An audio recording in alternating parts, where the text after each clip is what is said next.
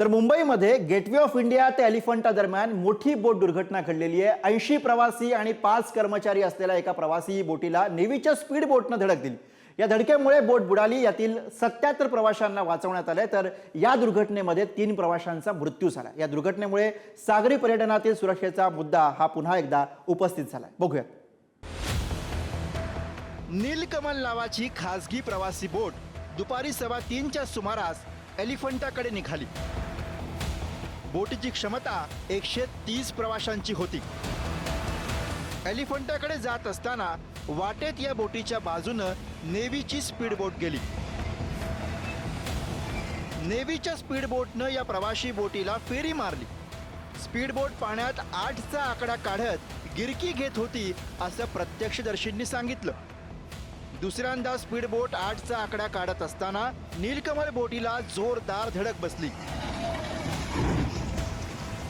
ही धडक इतकी जोरात होती की नीलकमल बोट पाण्यात बुडाली। नेव्हीच्या बोटीचा समुद्रात सराव सुरू होता। या सरावात बोटीचा कंट्रोल सुटल्यामुळे हा अपघात झाल्याचं सांगण्यात येत आहे। या अपघातानं बोट बुडू लागली आणि त्यानंतर प्रवाशांमध्ये एकच खळबळ माजली।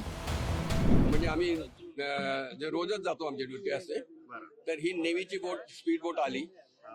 तिने एक तिला राऊंड मारला बोटीला असं स्पीडनी, आणि परत ती बाहेर गेली, थोडीशी नागमोडी गेली आणि परत जी आली ती सरळ बोटीवरच मारली। आणि त्याचा व्हिडिओ तुमच्याजवळ आहे। बोटीमध्ये किती प्रवासी होते? 80 होते। पडते यांची बोट होती, त्या बोटीला नेव्हीच्या स्पीड बोटनी ठोकर दिली आणि त्या ठोकरीमध्ये बोट त्या ठिकाणी एवढ्या 2 तुकड्या झाल्या असं कळतंय।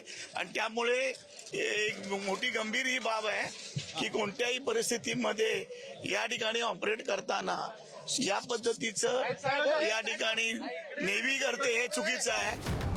बोट बुडू लागल्यानंतर आजूबाजूच्या बोटींकडून मदत कार्याला सुरुवात करण्यात आली। 11 नेव्हीच्या बोटी, 4 हेलिकॉप्टर्सकडून मदत कार्य सुरू झालं।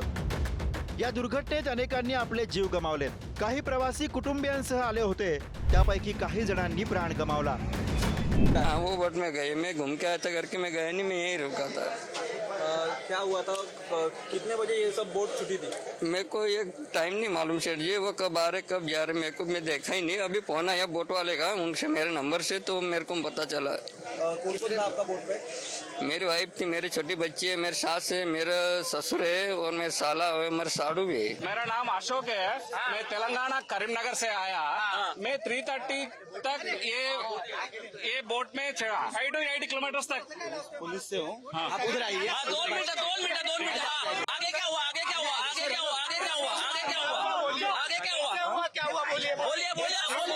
स्पीड बोट है, एक स्पीड बोट। बोले स्पीड बोट आके टकराया। आपने पूरा नहीं बताया। क्या हुआ था? हम लोगों को भी इन्फॉर्मेशन आया कि स्पीड बोट टकराने के बाद जो पूरा हादसा हुआ था। सर स्पीड बोट घटनेनंतर ही जी घटना आहे ती समोर आली आहे। नेव्हीची स्पीड बोट असा राऊंड मारायला ते येतात, ते राऊंड मारले आणि येऊन त्याला धडक दिला। पण ती स्पीड बोट कोणाची होती की आपले? नेव्हीची, आता ते काय मला माहिती नाही नेव्हीची काय करायला होती, ती पेट्रोलिंगला होती, ते आपल्याला काय कल्पना नाही। नागपूर हिवाळी अधिवेशनात सुद्धा या घटनेचे पडसाद उमटले। आदित्य ठाकरेंनी हा मुद्दा उपस्थित करत मुंबईकरांच्या सुरक्षेबाबत प्रश्न उपस्थित केले। तर नेव्हीची स्पीड बोट 8चा आकडा समुद्रात काढत असताना हा अपघात झाल्याचं मुख्यमंत्र्यांनी सांगितलं। नीलकमल कंपनीच्या प्रवासी बोटीला नौदलाच्या बोटीने धडक दिल्यामुळे एक भीषण अशा प्रकारचा अपघात झालाय। ही जी काही नीलकमल बोट होती याच्यावरच्या 101 प्रवाशांना सुरक्षित बाहेर काढण्यात आलेलं आहे। सायंकाळी 7:30 पर्यंत 13 जणांना मृत घोषित केलं आहे। यामध्ये 3 नौदलाचे आहेत आणि 10 नागरिक आहेत। या दुर्घटनेनंतर नेव्ही, सागरी पोलीस आणि कोस्ट गार्ड मदतीसाठी धावले। बोटी आणि हेलिकॉप्टरच्या सहाय्यानं मदत कार्य राबवण्यात आलं।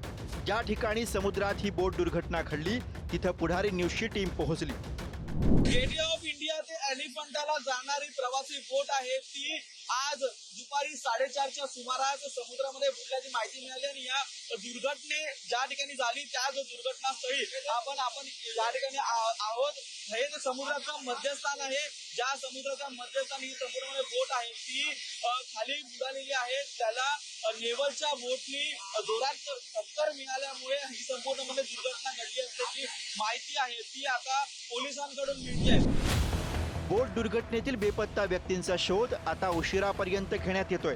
मुंबईच्या परिसरातील समुद्र पर्यटनाच्या सुरक्षिततेचा प्रश्न या बोट दुर्घटनेनं पुन्हा एकदा उपस्थित झालाय.